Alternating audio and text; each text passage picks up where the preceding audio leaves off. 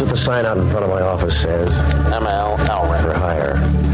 Down in the facility Detroit. You always bite off more than you can chew. It's tough on your windpipe, but you don't go hungry.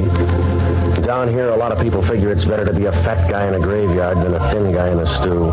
That way you can be sure of a tight fit. New podcast. And do anything else that makes us sound like money. It works out all right if your mother doesn't mind you coming home for Christmas in a box. You asked it around, you tried to bring it around my face. It's gone. What are you doing? That is not paid for by them. That is paid for by the people of Detroit. You might be qualified, ML. I'm not qualified for this job. In Charlie's studio. Let me tell you something. You want to go right now? Okay? You want to go right now? Hey kids, it's your old pal ML Elric feeling a little rusty after a late night in Royal Oak at the Peter Hook and the Light show at Royal Oak Music Theater. A great show. If you didn't make it, I guess I'm just rubbing it in. But Drew was there, Tess was there, DJ Dan was there, John Rutherford was there. Saw some fans of the show. It was a terrific show because when Peter Hook plays, he usually plays like a whole New Order or Joy Division album, and he opened for himself. Why was it so rough, though? I don't understand. If the show was enjoyable, why was it so rough? It's, as often happens, it's the after party that's the one that you want to do. Oh, okay. It's, so it was a self problem. Yeah, and this time there was no stare downs with Hookie, so I was very glad to get out of there without any sort of animosity. But we are back to talk about other things that you couldn't go to, like the Lollapalooza fundraiser last Friday at the Magic Bag. And we are here to talk about some things that have already happened, but to bring some context. And that's because Alan Lengel, the editor and publisher and founder of Deadline Detroit, is here with us. He's covered the FBI for, you don't want to make him feel old, but for decades in Detroit, in Washington, in Detroit. And one of the big cases he had when he was in D.C. was the Chandra Levy case, if you remember that. Remember it well. Yes, it was a pretty crazy situation. And so Alan's going to bring some context to why that raid may have happened, how it may have happened, and then just talk in general about the difference between dealing with the FBI in Washington and here in the sticks in Detroit. And we're also going to have a little live evaluation of Patrick Schmitz, our intern. This is his last show, and he's going to share with us what he learned this summer. And along the way, Sean's going to say some stuff and then tell me to stop saying some stuff and say I'm going too long, and Mark is going to think that that's right, but maybe not say it, but it'll probably be right. So, and Mike and I are in the same that's the show. Today. That's it. Well, I know, and I'm not. I know. We need to coordinate better. It's probably wearing that No BS News T-shirt or something. It's a dynamic content that Sean brings every week. That's it. Absolutely. We'll be having a fashion report on? right after listener feedback, so you're going to want to stick around for that. And I didn't put it in the rundown, but I had a story published on Sunday about Adam Fox, the alleged ringleader of the Governor Whitmer kidnapping plot, who's on trial right now. My wife, Teresa Baldus, is covering it, so you may want to check out some of that coverage at freep.com. There have been some amazing revelations already, such as one of the jurors' daughter-in-law was getting high with Adam Fox at the lake where he was casing Governor Whitmer's cottage. And also just last week that one of the jurors told a coworker, I want to get on the jury. I hope I'm going to be picked because I'm going to make sure that the case ends in this outcome. But we don't know what that outcome is. And that juror has not been removed from the jury. The judge said he would investigate. The defense was like, hey, anytime a juror states a bias, we got to have a mistrial. We got to start all over again. And the judge is like, we're going to talk to this cat and we'll sort this out. Well, that sounds good. At least he's going to judge it. Right? And he's not just going to make a snap decision. Well, how would you like to be either side where you're fighting for your client's life or you're fighting for a conviction that you think may save other people's lives, and you know there's a live grenade in that jury box? They're either for you or they're against you. I guess if they're for you as a prosecutor, no problem. You got one vote, doesn't matter. If they're for the prosecution, either defense, it's like, well, there's 12 people. One of them could be.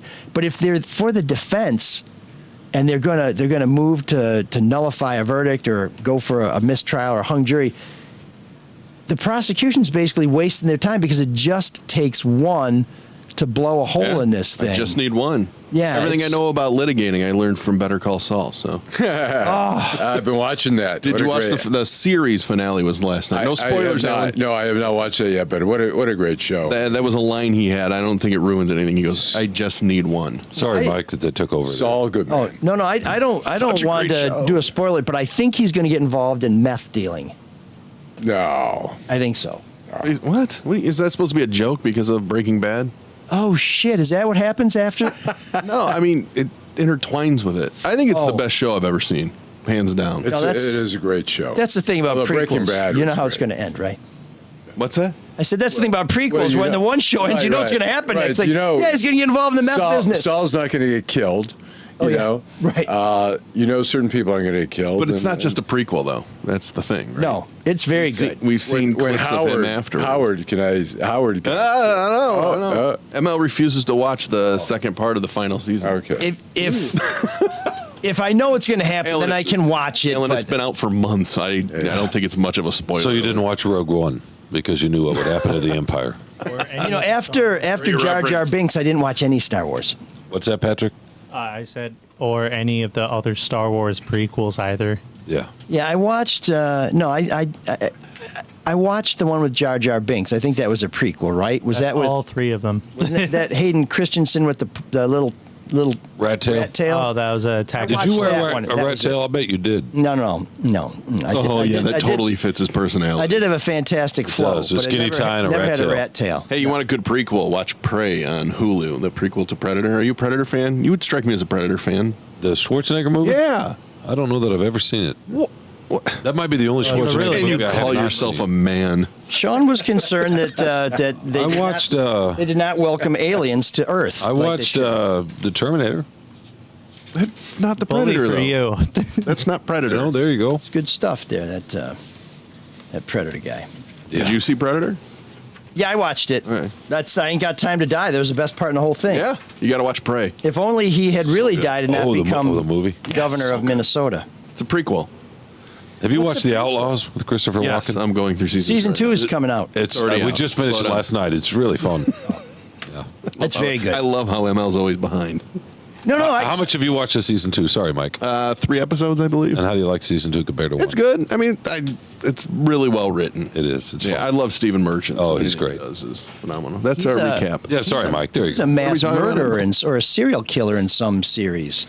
Stephen Merchant? Stephen Merchant, yeah. Really? Yeah, I think it's. I saw the little thumbnail of it, and he's got this really creepy look on his face, and it looks very You chill. probably liked Extras. He was in Extras, right? With Ricky Extras Gervais. was great. Ricky Gervais. And you know who stole Extras? Oh, the gal. Patrick Stewart. No, Patrick Stewart. yeah. And David Bowie. Did you hear your guest? What's that? Alan just wanted to know if we've seen Severance, which has been a running joke no. because of how much I quote unquote adore that show. I My think kids it's have seen it. phenomenal. It's so different. It's so weird. It's so weird that you're mesmerized, and sometimes you're like, why am I watching this? But you keep watching it. Exactly. And I when it first came out and I watched it, I enjoyed it. I'm like, God, I'm one of those nerds, and I'm like, I got to know who did this, and I'm like, Ben Stiller. Ben Stiller directed this. This makes no sense. And that's But Christopher Walken too, right? Walken's Adam in it. Scott Yeah. and John Turturro, is he in it? Turturro's so good in it. You don't mess with the Jesus. Nobody Great scene. messes with the Jesus. Messes. Of course, he's a pederast. That's bad. By the way, you don't. That wanna do creep can roll. That's right. That's right. Also, very questionable hairdo. But I would watch a prequel With Turturro?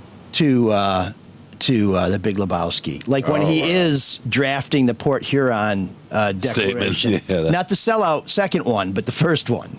Wasn't he using hemostats as he was saying that with a roach? I think so. Yes, and there really was a Port Huron statement. It really did happen. I know. Do people still use hemostats, by the way, for roaches? No, I think you vape it or you do. I guess no. I think vaping. What do you use, weed Mark? is dangerous. For what? When you have a roach? A roach, like a bug? Yeah, the end of a joint. Oh, I don't have those. Just use your fingers? I don't have those. He used Black Flag. The Big Lebowski. I love the scene where they're dipping his head in the toilet, and they're Yeah. they're like, wait a minute, this guy isn't whatever. And then he looks over and he sees a guy peeing on the carpet. He goes, well, at least I'm house trained. Yeah. Well, that's the other thing is when he's like, where's the money, Lebowski? And he puts his head in the toilet. Says, where's the money to Lebowski? He's like, I don't know, let me take another look. He puts it back in there. That was my favorite line of that scene. There was Let me take another look. Yeah. There was a spin-off. I don't know if it's a prequel or not, but Turturro did the Jesus roles, and I don't know where that falls in line with the movie, but I don't know anybody that has seen that. Or when the sheriff threw the cup at his head and he said, Stay out of my freaking beach community. I'm sorry, man, I wasn't listening. Yeah. Oh, yeah. Well, that other part where Jackie Treehorn says, the brain is the biggest sexual organ in a human being. He goes, like maybe on you, man. So many good lines. Oh, there are. It's just over and over and over. Great movie. Hey, man, I got a beverage here, right? That's right. That's a great We one. got a White Russian. Watch the I have a beverage. T-shirt that says that.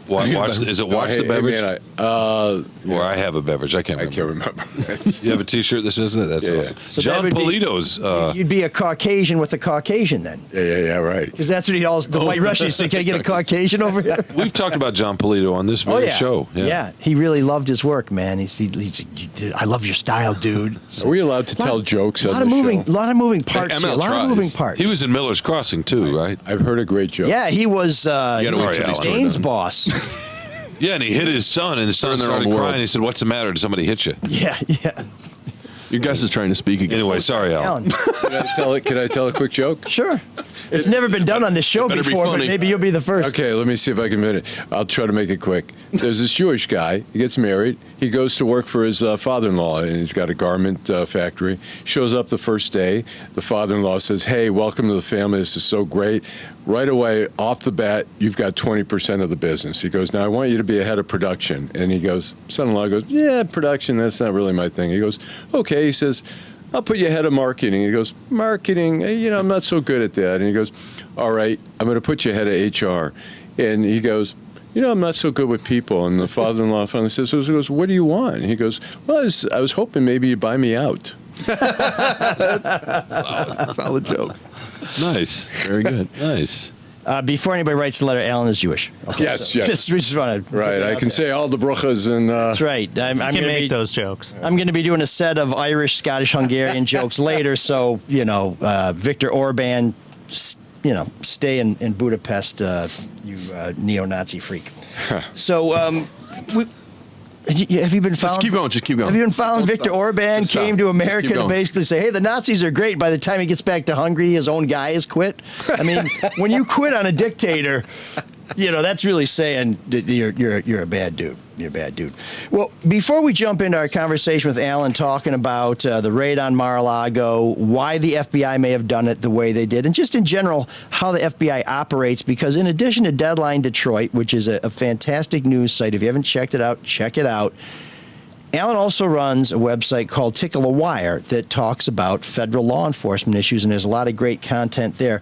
But before we get to that, we have to get to the people who make this show possible, and that would be Luke Nowacki and Hall Financial, and many open spots for other people who would like to make this show. Two big money guys. Let's start with Hall Financial. David Hall. They can do a lot with your mortgage right now. Because rates can be a little higher. Maybe you just don't need to refinance. One of the things you could do is you can get a cash out refinancing. So the value of your home has gone up, and maybe you want to use some of that equity, pay off credit cards, pay off any other loans that you have, student loans. Or maybe just want to update your house. They can help you get money out of your house. You can unlock thousands of dollars today with a cash out refinance from Hall Financial. Give them a call, 866-CALL-HALL, CALLHALL, or just talk to them online, CALLHALL first. Call Hall first. Why did I spell that out? It's Call Hall first. You should be able to know how to spell that. But there's a lot they can do for you, too. If you're looking for a home, they have the Buy Smart program. Give them a call. See what Hall Financial can do for you. And with all that money you save, you can maybe call Luke Nowacki at Pinnacle Wealth Strategies, 248-663-4748. We're going to start pushing new highs again. The market always pushes new highs. It'll drop, then go back and push new highs. Best month in a long time. You got to be very, very patient. Have a long outlook. Luke will help you get that long outlook. So talk strategy with him, 248-663-4748 with Luke Nowacki at Pinnacle Wealth. When you call Luke, he'll make it all about you, sweetheart. Securities and investment advisory services offered through Royal Alliance Associates Inc. Member FINRA SIPC. Royal Alliance Associates Inc. is separately owned, and other entities and/or marketing names, products, or services referenced here are independent of Royal Alliance Associates Inc. people. And when you call our sponsors, let them know you found out about them from the show. And if you can't spell call hall, it's possible. It's really easy. Go to our website, mlsoulofdetroit.com, and you can find a link from our website to their website. It's a good way to get that transaction going. And I was actually at a party on Saturday thrown by Chris George, who's the lead singer for the Smiths United, and he was telling me about how he took a bunch of equity out of his house, did a lot of work, and his monthly mortgage payments only went up by, like $100 a month. Good. Think of the value that went up. Yeah, well, the value of your house is up, Just call them. Put that shit to work for yourself. Yeah. See what they can do for you. So Alan, you longtime reporter, fantastic voyage through the journalism world, worked from coast to coast.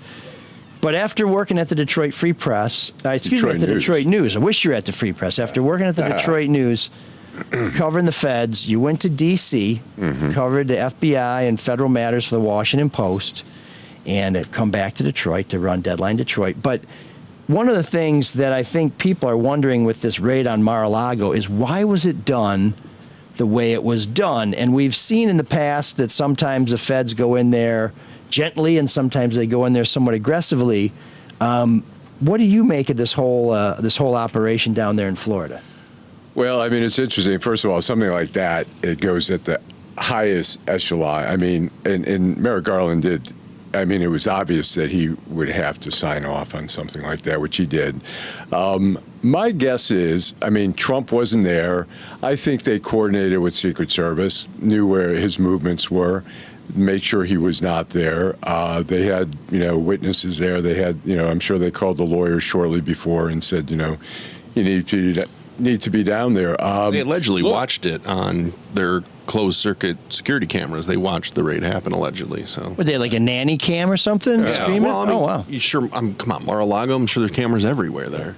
Yeah, but I mean, does he want to get caught on video with Stormy? I mean, if Melania finds those tapes, he's done.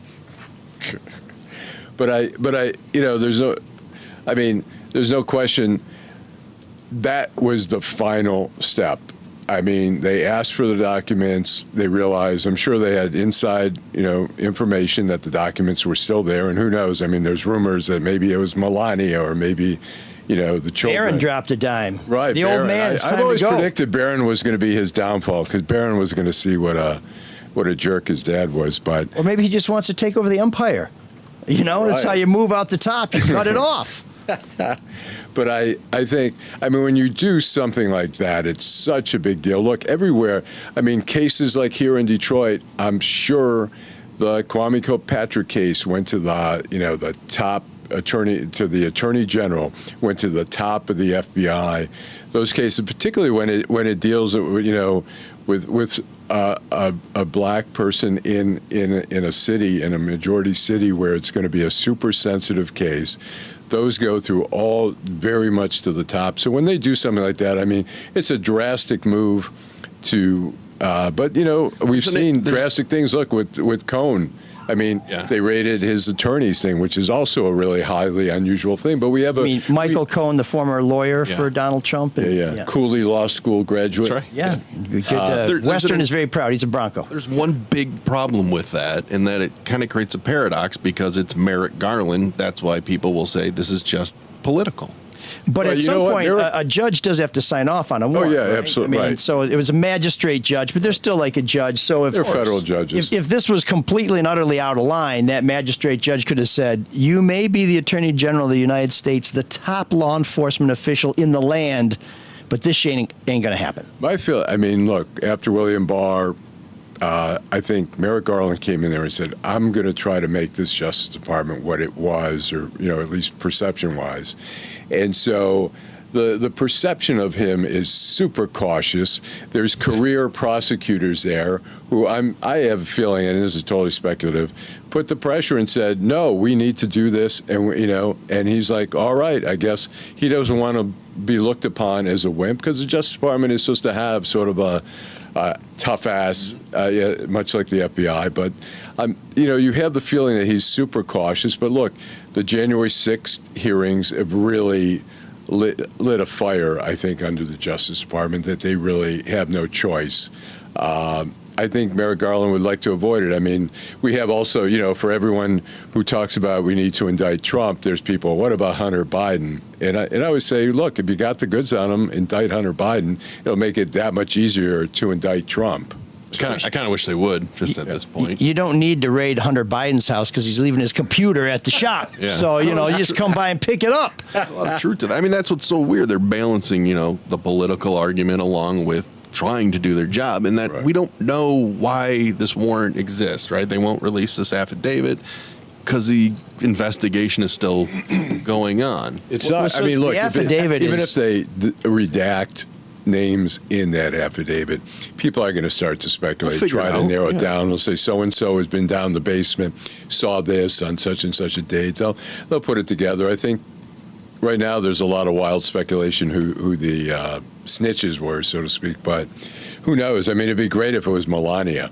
I think that would be so. It'd certainly be more interesting, but and the palace intrigue, to no end. But I want to go back to this thing about the device, the instrument, because folks may remember when Ed McNamara was Wayne County executive, and the FBI went to the Wayne County offices and took a bunch of records out. Now, when that happened, I think it was initially portrayed as a raid because the FBI doesn't tell us what they're going to do, why they did it, how they did it. Sometimes you find out afterwards. But in that case, I later learned that they went over there and had requested documents and went to go get the documents. Right. It was not a search warrant. And so there are ways that the FBI can accumulate or take evidence that's more, I don't want to say conciliatory, but it's not such a invasive way. We've had the government, National Archives, everybody say to Trump, we need these records. Give us these records. Some have been turned over, but this was not the letter that says, these are the records we'd like, Mr. President. Please give these to us. This was, stay out of our way. The house is ours. We're going to look for whatever it is we're trying to find. And when they do this, when you do a search warrant, it's not like, I wonder what's in this drawer. You have to specify what it is you're looking for. And if they were looking for certain records and they found like a human head in a closet, it's like, well, you better leave the head. You can't take that because that's not what you're there to look for. Isn't that right?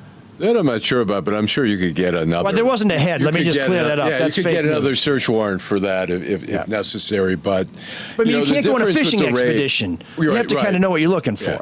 Well, the raid, we talk about the raid and search warrant. I mean, there's a fine line. I mean, we think about a raid sometimes where the battering ram rams down the door, but they're coming in the house, they're taking over. I mean, we saw it on The Sopranos. Mm-hmm. They knock on the door and they suddenly take over the house, and it's very orderly. It's not like they're smashing up stuff, but they get to take apart the house to look for anything, and maybe checking for secret compartments or whatever. Take computers. Definitely.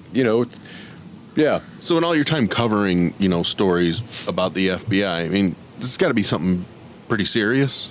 Well, look, you know what? There's no way in hell, unless there's something really massive like that they would go into a president. They knew the blowback from the Republican Party was going to be immense. Well, it benefits him. I mean, really, in the end, does benefit Trump. I mean, you can use it to ask for money. His poll numbers are up. Right. And people believe it. Hey, he's saying, hey, the FBI, are you kidding? They planted those nuclear weapon documents. They planted that. Look, we've seen some agents, here and there. I mean, not so much FBI. Sometimes you'll see DEA guys or whatever, or definitely cops. We've seen cops plant evidence and stuff like that. But the FBI I would be really surprised. I can't recall of all the many years of the FBI ever being accused of planting evidence somewhere. So this is probably an investigation that's been going on for a while. It's not like they just got one tip. An affidavit. Right. They've been going. So they have more than just one affidavit from a leaker, presumably. Right. I mean, they had to have somebody who knew where everything was, who'd been in the house, who knew what was there. So, Now, do you think the Secret Service would be in the room watching them as they're doing the raid? I mean, 'cause that would be a set of eyes keeping an eye on them. They might. I don't know. Courtesy would they say, hey, it's yours, boys, we're stepping out? Well, I think, the Secret Service and the FBI, although there's sometimes competition there, they work together. And like here, I think in tandem, they called up and they knew Trump wasn't going to be there. And they arranged with Secret Service, say, okay, we're going to be coming down, make sure. They may have said, hey, make sure, we're going to be going in the basement here, this or that, make sure nobody's going down there, at least, within the time frame that they're going to come down there and do the raid. So, but there's no question. I mean, look, it's a big deal. I mean, the White House, which I totally believe was not informed. Why do you totally believe that? Because I think Merrick Garland is a by the book kind of guy. I think would it have happened with William Barr maybe notifying somebody and letting them know, the president, that might have happened. But I think Merrick Garland is, and the White House should have no business in this investigation. Now I got a question here. Why did they have to wait till he was not there in order to do the raid? Probably for dramatics. I think they probably, didn't want, probably out of courtesy too, out of dignity for, a guy who's, is a very unorthodox president, but he still was the president. He was the president. So I think out of respect, they didn't want to make him look traumatized that they were, Well, they may have not have told him that they were coming when he was gone. They might have waited. Oh, he's in Bedminster? Okay, let's go now. Well, they did. They waited. All the word is they did wait. The Secret Service knows his movements, everything. Yeah. All they have to do is say, hey, what's his schedule for tomorrow? Yeah. Oh, he's going to be here. He's going to be there. Well, okay, let's... You don't even have to ask him. He's in the news, right? You know where he's going to be. So, I'm saying I don't think they coordinated with him where they said, hey, when are you going to be out of town? Because we're thinking of raiding. You need to go out of town. Here's some tickets to. Yeah, the idea is you don't tell somebody when you're coming to look for their stuff because you get an Ollie North Fawn Hall shredding party the day before you get there. Right. And we're told that one of the reasons why the FBI may have been so public about their raid of the city council offices and the homes of city council members and staffers last year was because they thought documents might be destroyed. So. You kind of, with the point of a raid is not to give somebody a heads up. You're going to take it because you don't think they'll give it to you, which means you might think they destroy it. And of course, we've heard that Trump was destroying records when he was in the White House, flushing them down the toilet, stuff like that. I do feel that was more out of weird habit, and then him trying to destroy evidence. OCD. Look. My dad does the same thing with papers, just rips them up into little pieces. And the word is Trump always did that. That's just, to me, one of those things that probably didn't know that it's some kind of crime because he doesn't care that might be some kind of crime. What do you think of this politically? How this plays politically? How this plays politically? Yeah. Well, it's a disaster for the Democrats. It just is. And here's the problem. Nobody knows. Nobody knows what it's about. So each side is going to jump to massive conclusions. And maybe I'm cynical in feeling that nothing's going to come of this investigation. Do you think it's a disaster for Democrats or a disaster for Ron DeSantis? Well, both. Both, really. I don't think it helps. Why DeSantis? Because he was the one that was getting all the big donors up until 2 weeks ago, right? Yeah. Oh, yeah. He was the one that was the power, the GOP power wanted in. Still didn't do very good at CPAC, though. When they did their straw poll at the conservative gathering, it was still Trump. And anytime there's an attack on pretty much either party, the side just digs in more. It energizes the voters for that side. What's funny is the FBI is run by a Trump appointee. The judge that okayed the warrant is a Trump appointee. It's just amazing that none of that matters. But I don't think it's. I don't. For the Democrats, I don't see it as a bad thing. I think I think it's bad in the very beginning when the Republicans control the narrative and say. Sure. This is this is bullshit. This is, there's nothing there. And then as more information comes out, they have to sort of back down a little bit and say, well, maybe this is a little bit more than we thought. Well, we've seen Trump throw everything against the wall as to what, these were declassified. I'm the president, everything. And John Bolton was saying that you have to. All they had to do was ask, and they're like, "Well, we have to take every document and show which documents." They have to have a recording of it to determine if it can be even declassified. One of the things Trump does really well is moves on to the next thing and creates another issue, or he's just beyond it, and then that keeps moving. The target keeps moving, right? And what he tells his constituents, like that, he's really, really good at that. It solidifies his core base, where they're like, "Oh my God, he's a victim again." I saw whatchamacallit, the Clark.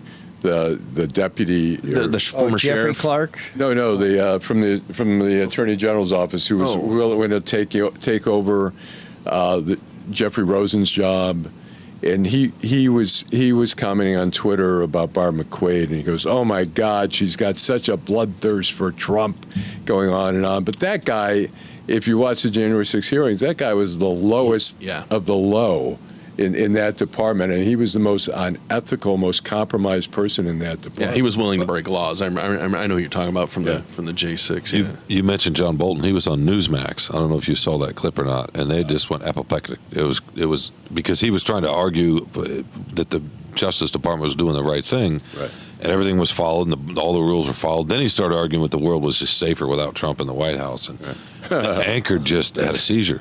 It was really, really something. And John Bolton is, he's pretty John far Bolton's right. not a lefty. No, he's the neocon. The thing is, with Hillary, that statement, I don't know if that statement's correct either, though. But the Hillary Clinton thing, the whole thing was about her, communicating on a, unsecure. She had a server at her house, right? Yeah, and here it is.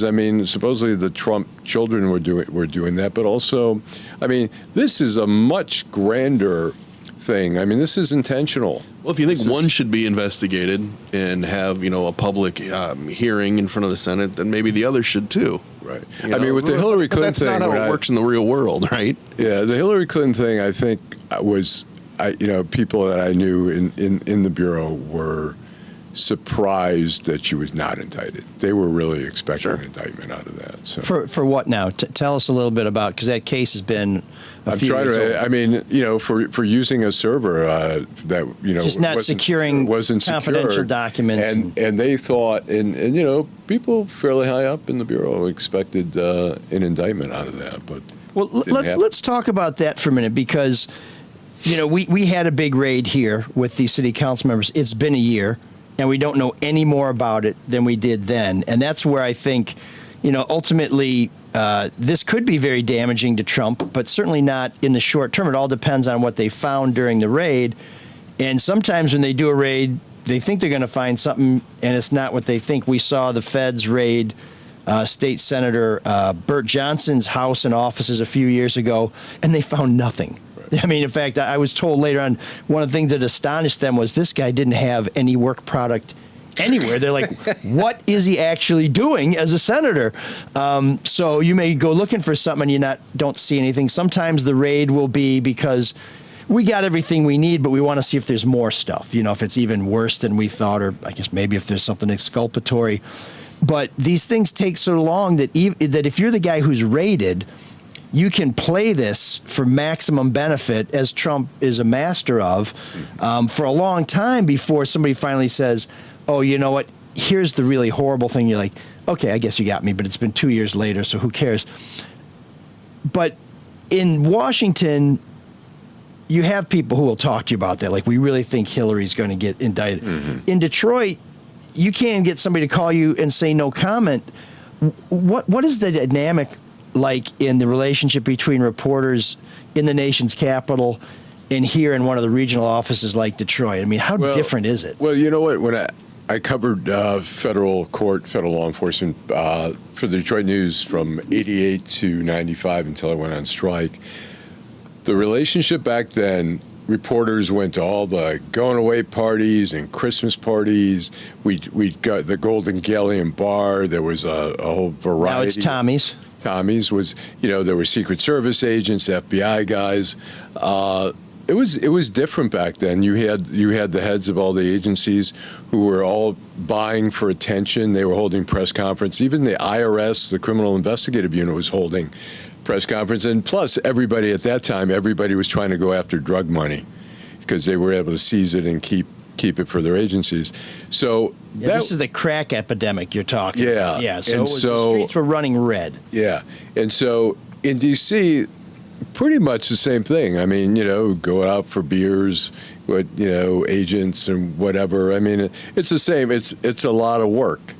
But, knowing people in the Justice Department, whatever, it's just, I would tell you, it's funny, the Christmas party at the Washington field office every year, all the reporters would be there, and it was a liaison. So you'd have people from the CIA and all that stuff, and it was like what you would think of like a singles party, where people are trying to make sources and trying to meet up with people and yap. And I'd see, I'd be talking to somebody from the FBI I knew, and I'd see, some of my colleagues who barely talk to me in the office or something like, Alan, hey, how's it going? They want to network. Yeah, they want to network. Piggyback on your. There's a lot of that. Here, less and less. I mean, we used to have every agency had liaison Christmas parties, FBI, Secret Service, ATF.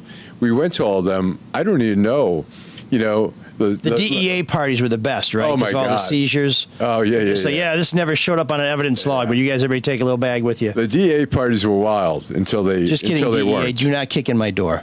That was a joke, DEA. Yeah. Do not come to my house. But, it's changed here in Detroit. I mean, you don't see that camaraderie. You don't see the commingling as much as you. I mean, we used to show up to, we showed up to one agent's, he was transferring to D.C., there was a whole table of media people, and the assistant special agent in charge looks out and he goes, aha, now we know who the leak was in the Bureau.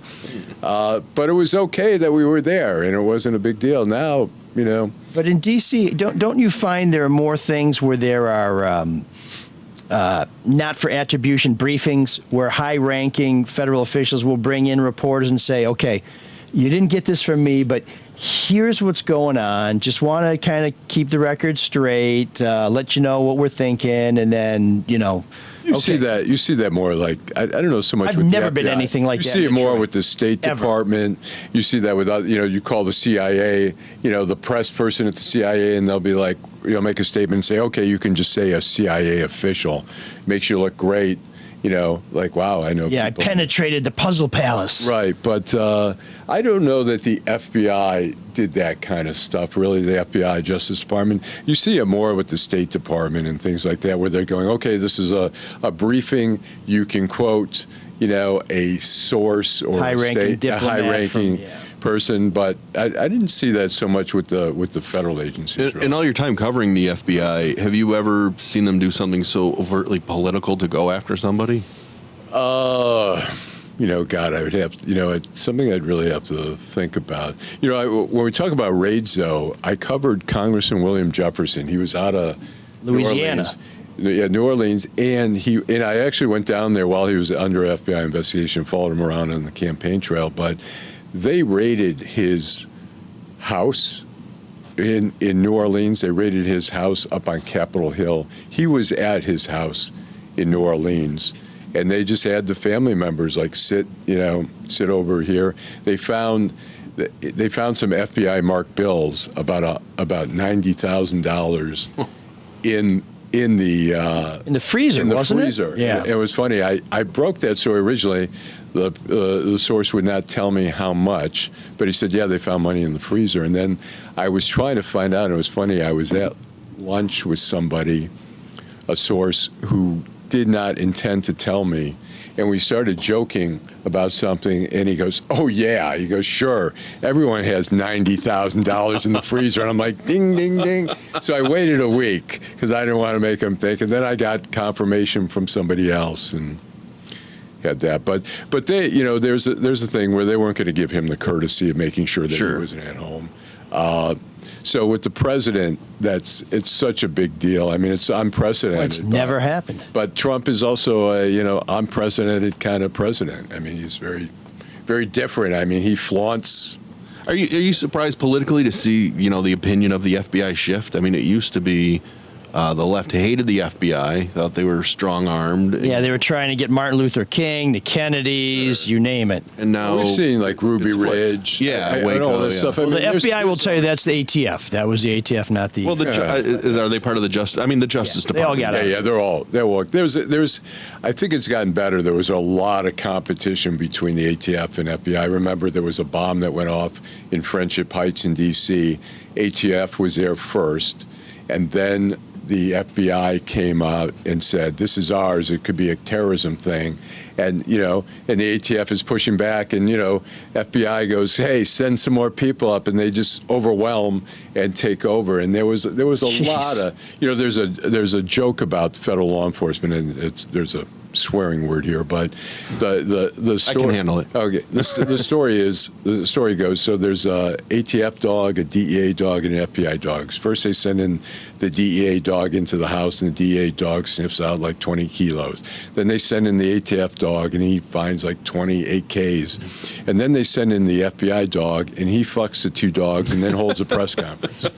And found 48 kilos. And that's sort of the joke among the agencies there. So they were so powerful for so long. The FBI is so big. I mean, look, you can see it. When there's not a director in the FBI, immediately they find a director. ATF finally got their first permanent director after I can't remember. It's 6 years, maybe 8 years. DEA has had for years and years. They have acting, and it's bad for morale. First of all, do you think the public fails to realize how big the FBI is and how many field offices and how many undercover agents are constantly in thousands and thousands? I mean, here in Detroit. I mean, in Detroit, you're not. I mean, they're huge. I think it's last time I knew it could be more than that. There were 200 agents, most of them in Detroit, but they at the time, and I haven't followed it closely, but they had a Troy office, they had a Macomb office, they had a Flint office, they had a Lansing office, they have a Marquette office. They're everywhere, and they all work together. Look, maybe that's why people think or can find connections to say, oh yeah, they're a political law enforcement agency or something. I can say, I can say, the majority of FBI agents are conservative, but I knew some who were very liberal. Are you shocked though? The public perception though has seemed to shift in the last, I don't know, not really, because I think the right Waco.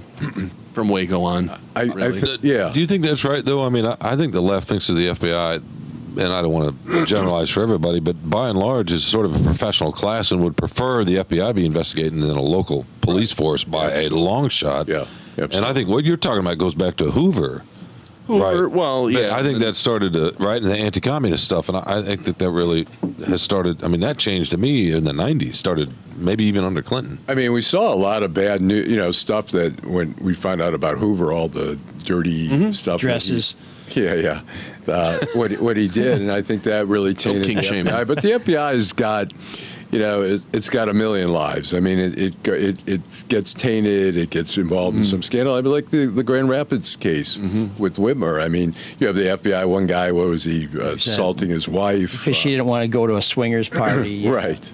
The other guy was running a side business. No, that was an agent. That was the one of the folks who was actually when they had the preliminary examination. He was the star witness for the government, and then you never saw him again because you're like, okay, creep, exit stage left. Now, Alan, you mentioned that when they perform a raid, they always go in with something in mind that they're trying to look for. But did they disclose what they were actually looking for when they raided Mar-a-Lago? They have a list. That's come out now. They go to a judge.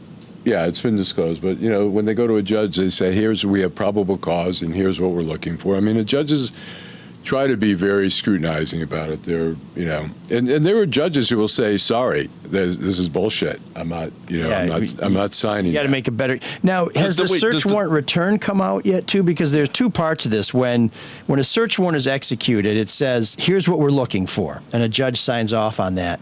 What's supposed to happen somewhat promptly afterwards is that the folks who did the raid will provide a detailed list of what they took, and they'll give that both to the person who they raided, and of course it'll go in the file. Have we seen the search warrant return? Yes. of what they took out. Okay. And who it was signed by Trump's lawyer who was there. Okay. Yeah. Yeah, that's out there. That's how we know there were top secret documents. Roger Stone's pardon. Oh, right. So the there. affidavit that Alan mentioned earlier. So this is, I think we've talked on this show about the wiretap affidavit that leaked out in the Macomb County corruption case, and how really interesting it was, and it had like a couple dozen names of people that the FBI said we think they're involved in something criminal, and later they cleared some of those people. But the affidavit is huge because that's kind of the theory of the case thing. That's where it says, here's what we know, here's how we know it, here's what we think is going on, here's why we want these documents, because we figure these documents are the missing pieces to this puzzle, and it really, it's a snapshot of what the feds think is going on at the time. And that's why, while Merrick Garland took a somewhat unprecedented step of saying, hey, we want the search warrant to go out, we do want the search warrant to return to come out, they're like, we don't want the affidavit to go out. And that affidavit, unlike the other two documents, even Trump doesn't have. So that's not something they're required to share with the target or the subject. Or I think they don't want to tip off who the Well, as you said too, it's gonna have a chilling effect on the whistleblowers, because I think we've looked at enough of these things with like we had Pete Lucido on the show last month, and that report that came out where the law firm interviewed people and with Macomb County to determine whether Pete was inappropriate or what have you.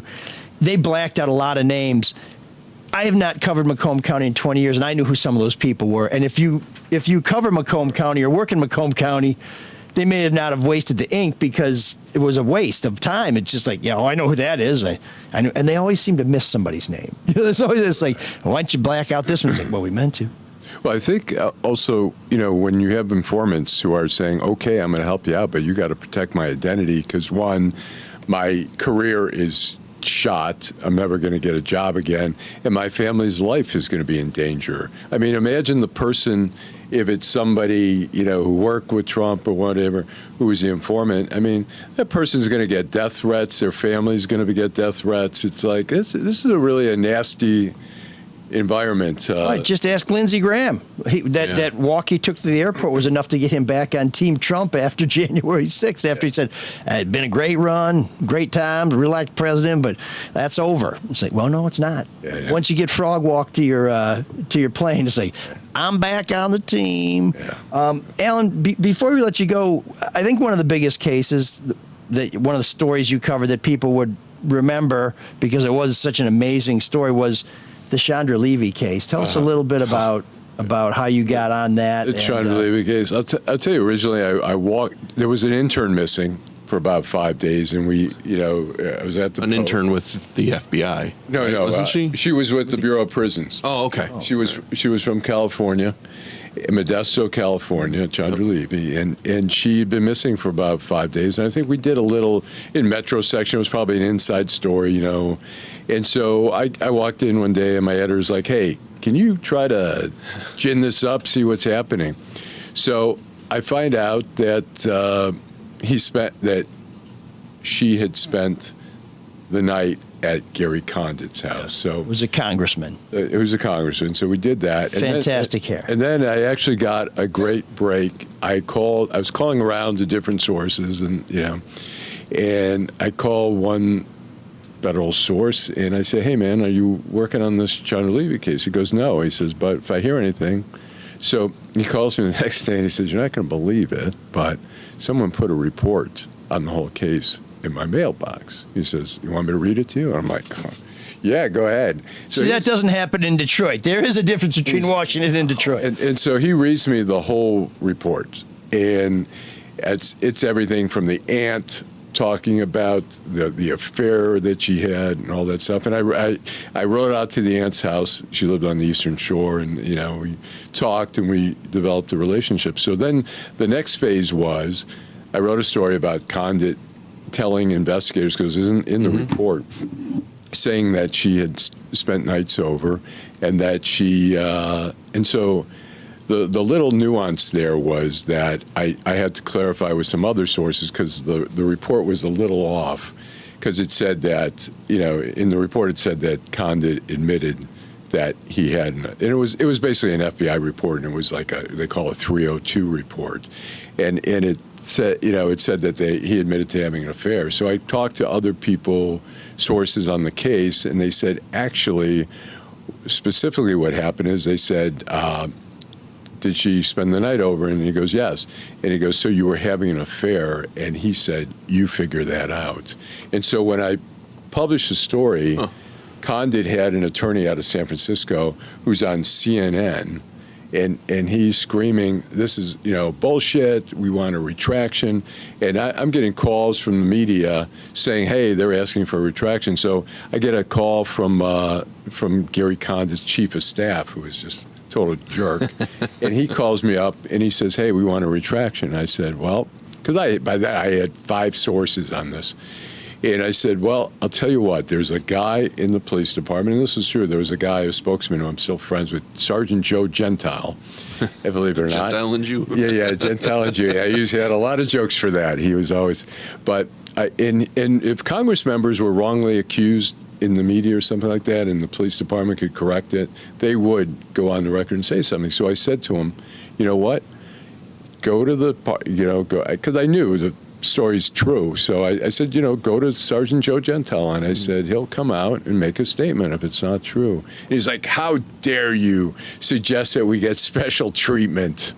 And I go, look, it's for all the Congress members. You want to do that. And so later on, I talked to the guy again, and he said, I said, why were you giving me such shit about this? And he goes, look, we never asked Gary Condit about it. We just assumed that he was telling the truth. And so, he apologized to me, but it was a fascinating. I didn't know that you were the one that broke that. Yeah. And then we went. Then we were out. We were taking turns in Modesto. The woman I was working with, Petula Dvorak, who's now a columnist here. We were working in tandem. So she was out there in Modesto, and it was funny.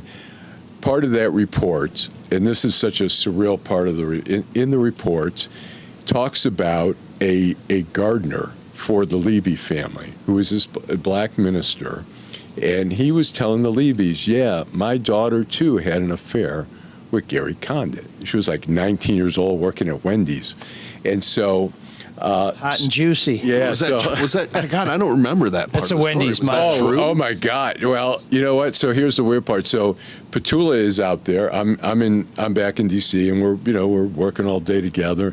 And she's tracking down the minister. She gets the minister to say yes, the report's true. My daughter, blah blah blah. So, we blow it up.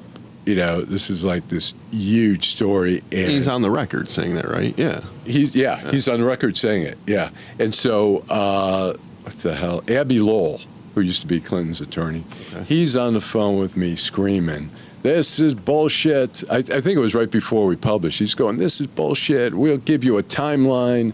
How do you give a timeline to show And so we didn't your boss also say that he didn't have sex with that woman? So I'm not sure, counselor, that you got a great track record here on defending the most chaste clients ever in D.C. But so this story just blows up. Gary Condit. So here it is. After 3 weeks, I'm flying out to take Petula's place, and she's going to come back, and I'm going to hang out in Modesto.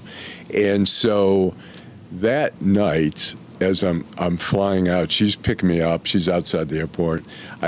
Channel 9 in D.C. is reporting that the minister is now reneging on his statement, saying it's not true. So I get to the airport. Petula, I'm waiting at the luggage carousel. Nice minister, by the way. Yeah, I'm at the carousel there, and Petula says, I'm outside here waiting for you. And she goes, I take it back. She found out because I was on the plane, because the paper called her and told her about it. So she goes, I've got good news and bad news.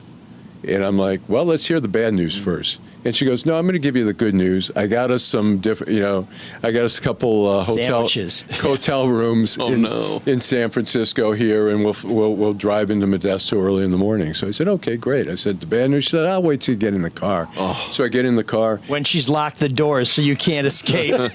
And she says, Channel 9 is reporting that the minister has changed the story and said that it's not true. And I'm like, I look at her and go, we are fucked. Yeah. And so we drive out. People will blame you guys for reporting it, not right. for but the it was fact that it was he's on an the FBI, record saying it. He's on the record. It's in the FBI. It's memorialized in an FBI report. And so we get up about 4 a.m. I remember the one and only time I had Red Bull because I was so exhausted.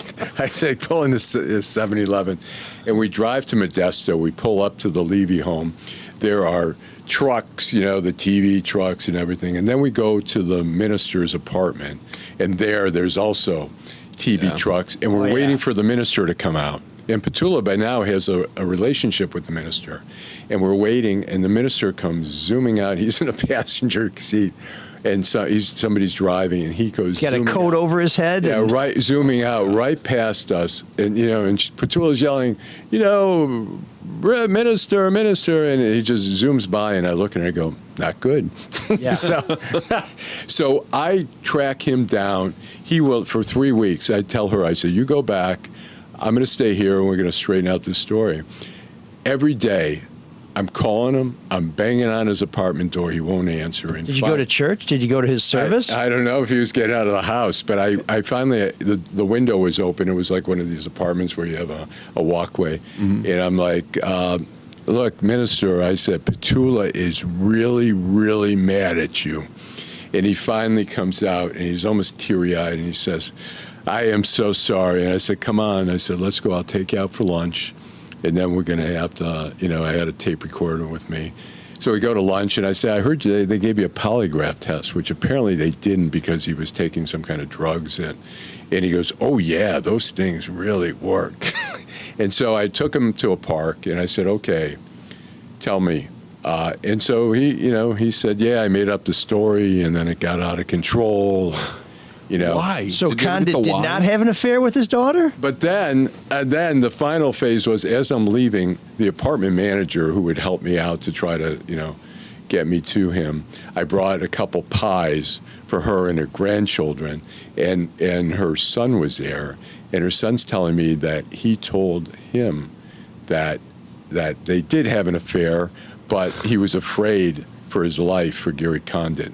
And so he changed his story. So I left and I said, sorry, this guy's credibility is like shot.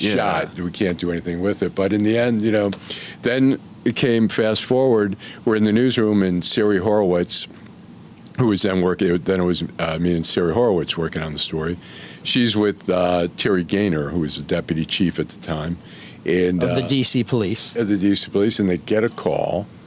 They're sitting there at a table or something. There's a call that they've found a body in Rock Creek Park. Right. And so then, then it was like they had a suspect, which I don't, Ingmar Guandike, a Central American guy who had attacked. He was serving 10 years for attacking 2 joggers in the park. So he's like preying on people on the Appalachian Trail, right? So, it was in Rock Creek Park. That took years to find him, though. And in the meantime, Condit's career destroyed.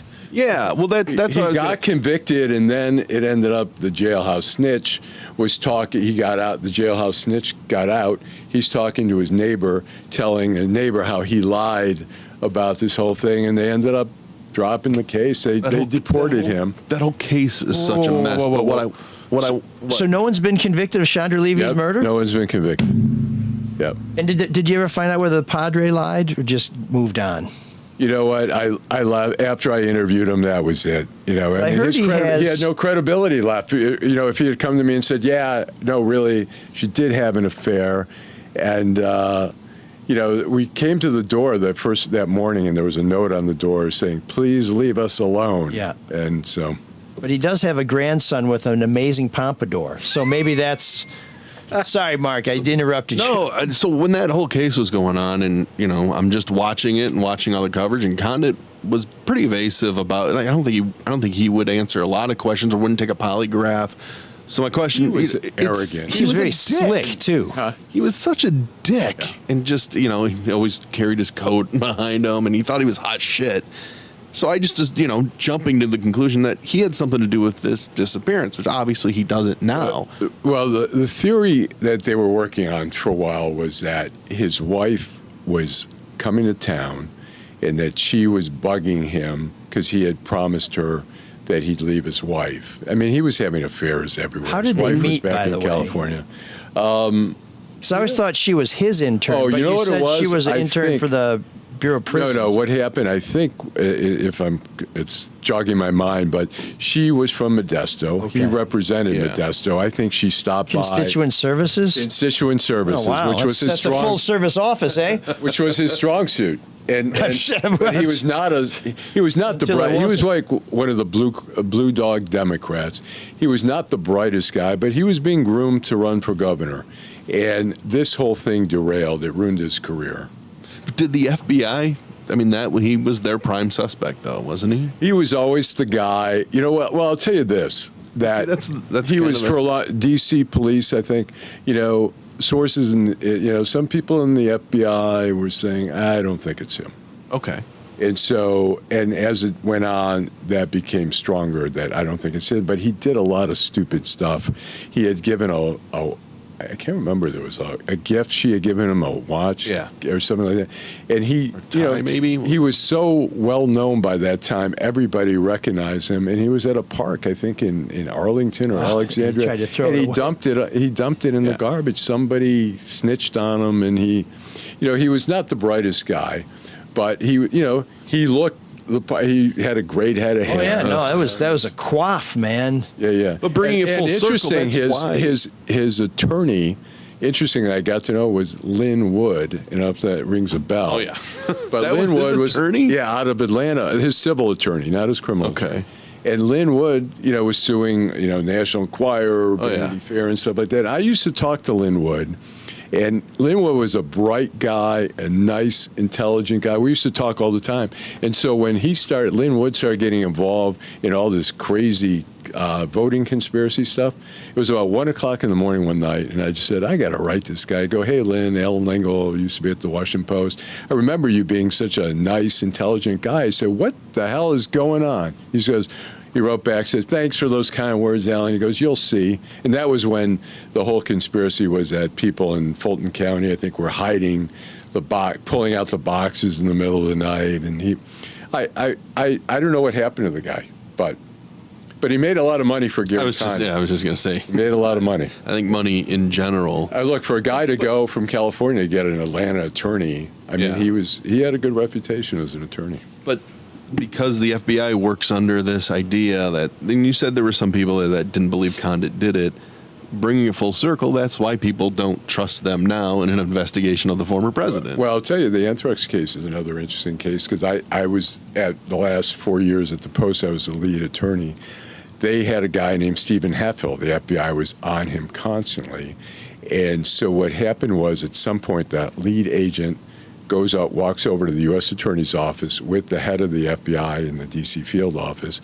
They meet with the prosecutors, and this guy says, I want you, the head investigator tells the U.S. Attorney's Office, I want you to indict Stephen Hatfield. And they go, no, we're not sure he's the guy. And he says, well, you know what, if you don't do it, he goes, I'll deputize myself. And he goes, I'll indict him. And they were like, you know what, get the fuck out of here. Really? Huh. And it ended up, the U.S. Attorney's Office was right. It wasn't him. And so, sometimes, I mean, you talk about a guy whose reputation was ruined, Stephen Hatfield, and I think he probably ended up getting about $6 million from the government, but they had him, John Ashcroft came out and said he's a person of interest, and the FBI had him tailed every minute of the day. When he got in his car, they drove.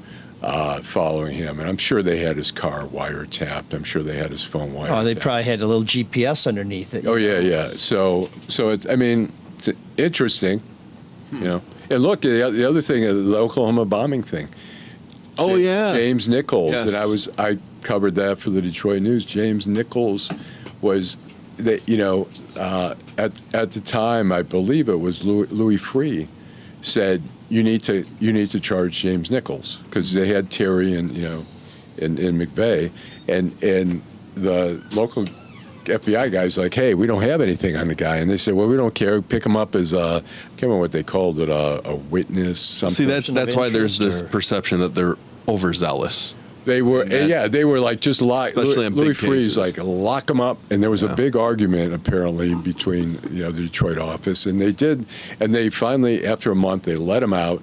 The FBI was everywhere in Decker, Michigan. I was up there all the time. The FBI was out in the woods. They were parked. I remember there was one guy, one agent in a Trans Am. He's got a convertible. He's got his feet up. He's reading the paper. So, like I said, I feel like nobody knows enough to make an opinion, but everybody's going to yell about the raid at Mar-a-Lago. Sure. What do you think? What goes on now behind the scenes, and then what do you think is going to happen with all this in the end? Well, I mean, I think there's something indictable there, but the question is going to be, there's so much going on. There's so many different fronts that are going. You've got, the state case down in Fulton County. New York. You've got so many things going on that I think, which adds to that it adds to that perception that he's that they're after him. I mean, that they're determined. And if you see people interviewed on TV or supporters, they're like, I just saw it like yesterday or something. Some woman's like, they've been trying all this time and they haven't gotten anything. But I think there's a lot out there. Look, they could have indicted Hillary Clinton. For some reason, I think in the end they decided not to. Was that political? I don't know. Probably. But could be. But, should they indict Trump? Yes. If they don't, I think that's more political than if they do. But they're also worried about the perception of like every front, like they're pulling out. But, I think. Particularly because they didn't indict her. Right. But Kwame Kilpatrick, you learn no matter how smart you are, once the feds, put their radar, once they've got a lot of resources. they no matter how smart you are, the feds, once they start coming after you, there used to be I guess the grand jury joke was that, they can indict a ham sandwich. So.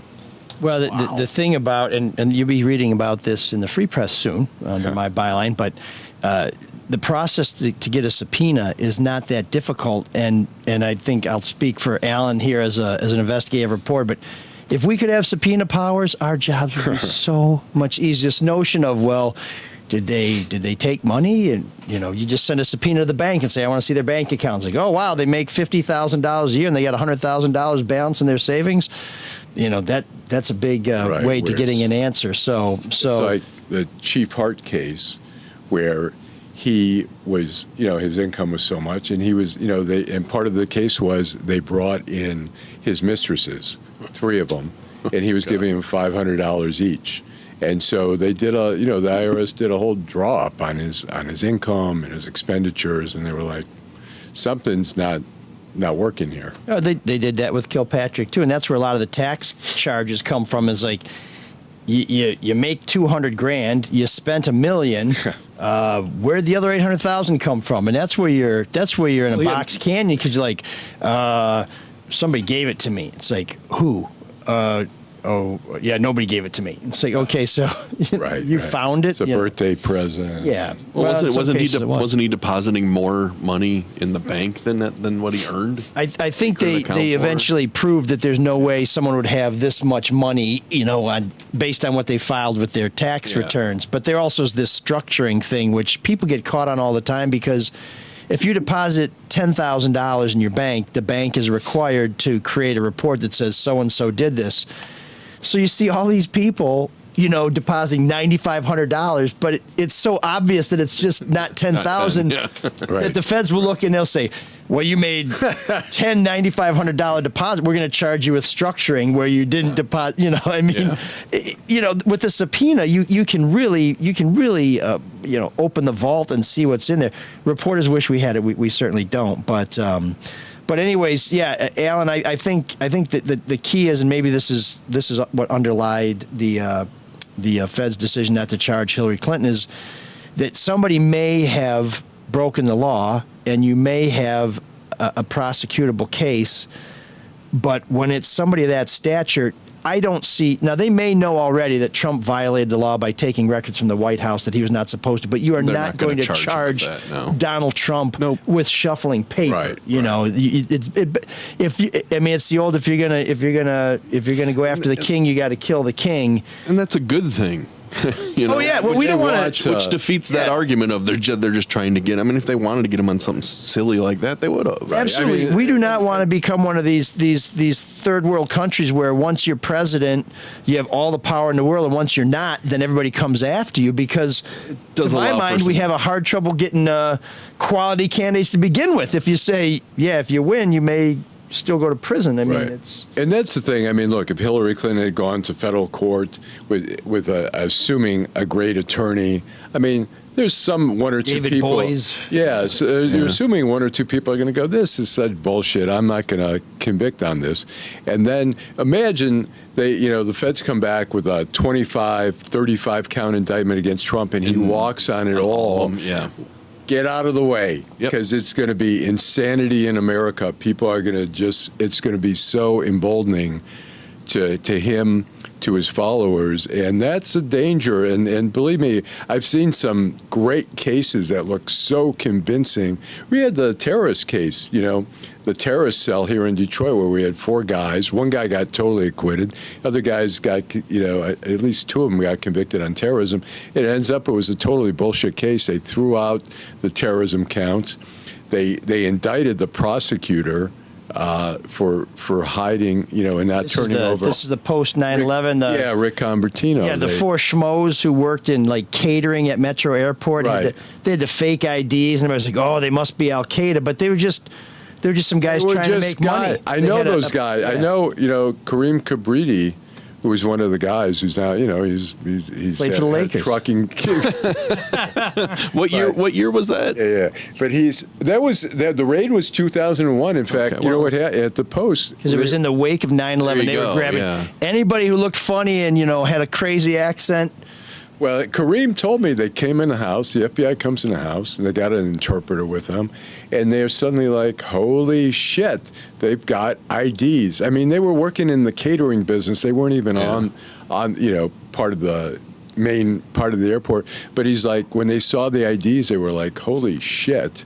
And suddenly, before you know it, he's being handcuffed. They're being taken down to the FBI for questioning.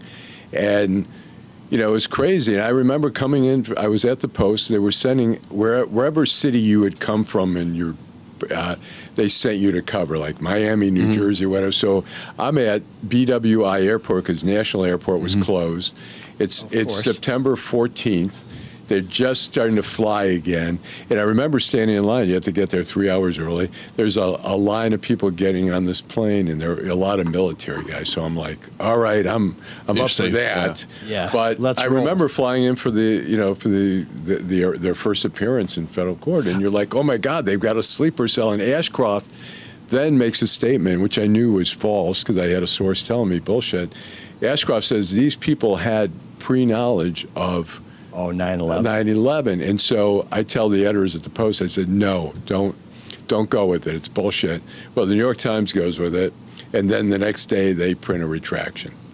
They had to do a skim back on it. So. I would say if Trump does not get indicted, he's not going to pay the price that Hillary did because it's a different standard. Well, he already got to be president, right? Not only that, that cost her the job. But being a shitty candidate. Yeah. No, it absolutely cost her the job. It cost her 1.5, 2 points, and the science was there, and that's what she lost by, right? Yeah. I mean, I don't think Trump will suffer that though. Even if he does get indicted, I just don't. His followers don't care. No, he's different. But one of the things that Alan's talking about with that 9/11 case is, and with Gary Condit too, is when you start changing your story, all of a sudden you bring that spotlight on yourself. But we sometimes get carried away. Not me, of course, but other people, lesser human beings. But if it was 9/11, and the people who staged the terrorist attacks were middle-class kids who wore plaid shirts and had short haircuts, And so you raid any house in East Lansing, you're going to find fake IDs. You know what I mean? Does not mean they were part of the terrorist cell. It just means that people have fake IDs to get into bars, to get jobs because they don't have a Social Security card. You know how many kids in college campuses have fake IDs? Exactly. And these guys, these are new immigrants. You can attest to that. All bunched up in a house trying to pay their bills.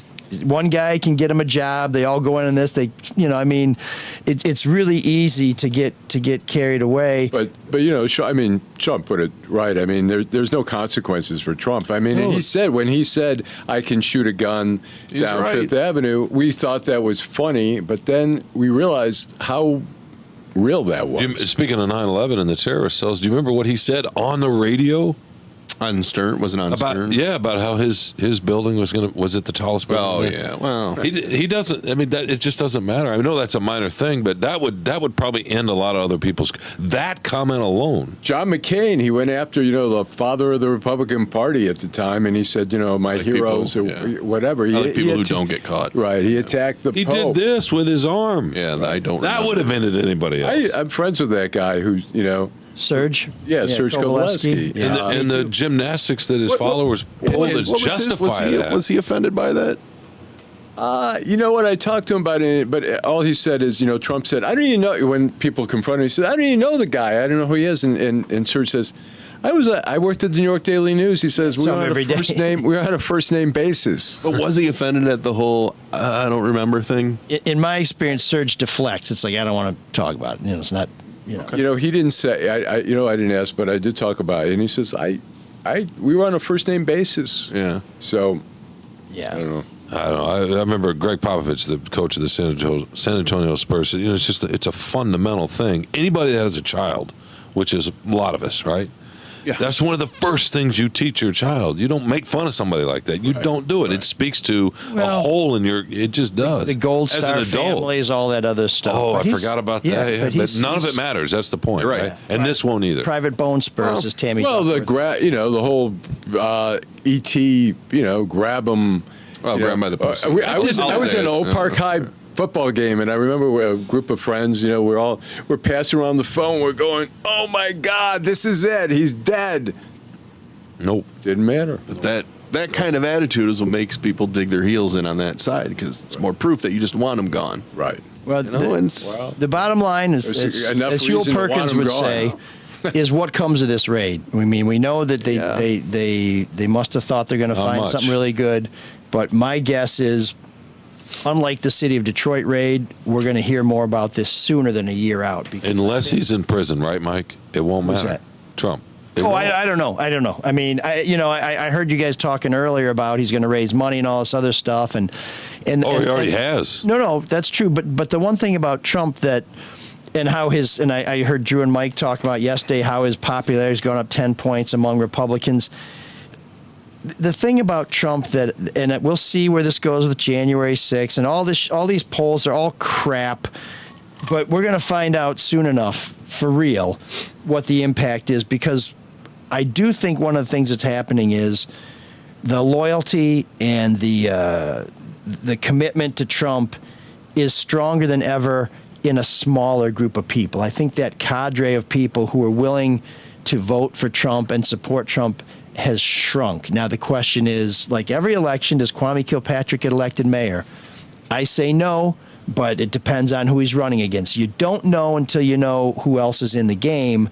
I don't think it's that small of a group of people. No. I'm not saying that it's small, but today with Wyoming and Alaska, right? The man primary lost the election twice on the popular vote, once on the Electoral College vote, and he needs to build his following.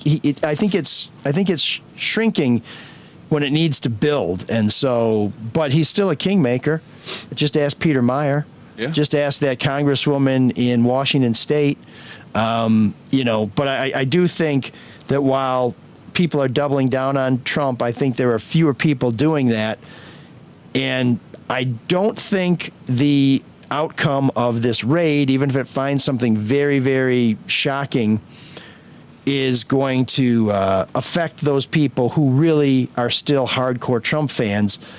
I think it is going to affect people who are like, I like his policies. I'm glad with what he did with the Supreme Court. But I think there are people who are saying, I like this DeSantis. What about this Brian Kemp? What about this Kirsten Noem in North Dakota? But they'll still vote for him in the general, right? Well, I mean, you just got to get Mar-a-Lago more raid votes than anybody else. Well, we're going to see Liz Cheney tonight. She's going to get slaughtered. There's only 15% registered Democrats, I think, in the state of Wyoming. So yeah, even if they all cross over, right, they're all going to cross over to try to save her, but it's not going to be that enough. gets her 16%. Pretty much. I'm not happy with Biden. Not happy with Trump. I don't really care for either side. But the only thing that bothers me is how people are just attacking the FBI. And there's a lot of good people that work there that are just doing their job. And to that point, you pointed out before the show, Deadline Detroit has an opinion piece written by a former FBI agent. Former FBI agent. I read it. It's a really good take. Yeah. The training level alone are completely different than what we have. Well, anybody can be a politician, right? Or policeman. A different kind of dedication to be. But to be an FBI agent, it takes a different kind of dedication to be an officer of any law enforcement. But FBI, has traditionally been. There's a lot. Look, there's some bad. There's some professionalism. There's some bad FBI agents, but they're certainly in the minority. I've known a lot over the years. I mean, the good ones. A lot of agents, and a lot of them are very decent. Well, these are serious people, right, Mike? Well, here's the difference between the FBI and your local law enforcement. And our local law enforcement, again, as I say all the time, teachers and cops, pay them as much as you can afford to, because if one doesn't do their job, the other's going to have to, and they're the most important jobs in society, but all we do is shit on folks. And let's get the bad guys out, but that's not the majority. But FBI turns away applicants. They have their pick, and they often hire people who have a law enforcement background. They've either been a cop at a local department, they've been in the military. In the case of Bob Beckman, who was, the head of the public corruption unit, he was a lawyer and a former prosecutor. Right. You see a lot of FBI agents, certainly in the assistant SAC special agent in charge, they have law degrees. I mean, these are some really credentialed people, and that's why you want to have the best compensated law enforcement you can have, so that you are turning away marginal people, because typically when cops do something wrong, these are not the best cops you've got. I mean, state police tend to have a better reputation than local police. Most of those folks have a bachelor's degree. I'm not saying you have to go to college. I'm just saying they're older, they've had more training, they've had more life experiences. And for what it's worth, folks, let's not talk about prosecutors, because who knows where they're. But if you're out there thinking that cops and federal law enforcement in particular are liberal Democrats, you have not met anybody in law enforcement. Yeah. These are Republicans for the most part, and they're not out there to try and gut the Republican Party. And if you're out there on the left or on the right calling for blood for anybody, but particularly for people in law enforcement, well, I hope when you call 911 you get a busy signal. Because you're the first bitches to call the cops when some shit goes down, and in the meantime, all you're doing is pissing on everybody else. So, this guy in Cincinnati who got smoked for attacking the FBI office, God rest your soul, but you brought that on yourself, brother, as far as we know. Well, I guess we'll see what the investigation says. But these are not cats you want to mess with. When I go in my trunk, I got a raincoat. When they go in their coat, in their trunk, it's got a little more firepower. There's, like I said, there's a lot of good agents. There have been some bad ones. It's the same thing in the U.S. Attorney's Office. There's some really good prosecutors who are ethical, and there are other in the minority. Every single institution, exactly. Universities. There's some bad reporters, like this podcast. Believe it or not. What? Yeah, exactly. Like this podcast. Some treasonous. I'm the weak link here. Yeah. Some treasonous. DeadlineDetroit.com. What was the other website? TickleTheWire.com, which I have. Can I explain what that? Yeah. You also have TickleMyAssWithAFeather.com. Right. That's the one that makes all the money. What about Tickle Mike? Yeah. Tickle me ML. That's my website. Kevin Clash has got some videos up there. Tickle the Wire is a term. It's more of an old school term for when the FBI put a wiretap up and they wanted people to talk, and they might do a raid or leak out something. And so, there's a raid and everyone gets on the phone. Oh, my God, they raided Joe's. You better shut up about that fucking... Yeah, exactly. Because we know all the shit's at your house. It's like, right. Yeah, it's in the closet. You better move it. Yeah. So that's Melania. called tickling the wire, where they're trying to stimulate conversation. Good. So great stuff, Alan. Thanks for coming in. And we're gonna do a little bit more of the show before we get to intern Patrick. We're going to do his evaluation live on the air, and then he's going to tell us what he learned this summer. I want to thank last week's guest, Derek Kever, who not only came in and told us a lot about the weather and some great stories, but we emceed an event for ALS research at the Magic Bag, and we had a great time. He's a cool guy. You should check him out on Fox 2. Check out last week's episode, because we found out not only a lot about the weather, but just that you can go to college to be a weatherman and not be on TV, which kind of surprised me. But we had a lot of great people there. Mike Morris was there, and I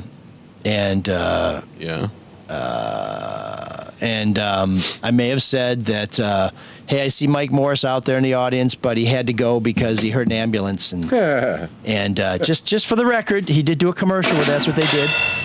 So I saw Mike at the end of the night. I said, hey, Mike, thanks for being a good sport. And he shook my hand, but it was pretty clear he's not a good sport. He did not seem to be pleased. So, oh, well. But there was a lot of lawyers with a good sense of humor, and they were very, very generous, not only to come out and spend their time there, but I think we raised, I should say the bands raised about $10,000 for ALS research. And we did do a little fundraiser that Derek came up with, where we put 2 fish bowls out, and depending on which one had more cash at the end of the night, one of us had to sing the other school's fight song. And I am pleased to say the Spartans won, because we raised more money to fight ALS research. How much money did you put in yourself so you didn't have to sing? I put in $40. Okay. But no, I did have to sing. But because of the fear of Michigan fans of the mighty Spartans, they realized the only place they were going to win was at the Magic Bag. Oh, so they put in more money, and so I had good. to sing the fight song. But Michigan typically wins those donation battles. Derek with Ohio State every year. Yeah, well, Stephen Ross, he puts $1 billion in there. He told ALS to tank. He's like, stop making people sick. They won the number 1 draft pick. They're trying to get diabetes next year in the draft. Good one. So finish strong on that, Joe. Fascinating column on Stephen Ross, by the way, at Deadline Detroit. If everybody wants to check it out, Eric Starkman had some thoughts on Stephen Ross that I would say were great anecdote. Were powerful, including his encounter with Mr. Ross. He's a good writer, good investigator. Yeah, he's Starkman. Yeah. So thanks to Derek. Thanks everybody who came out. We will always try and do some good when we can, and we appreciate your support. Oh man, the geeks have inherited the earth. Did I do that? What a dork. Does him wanting to play with us again mean that he's turning into a geek, or we're turning into cool guys?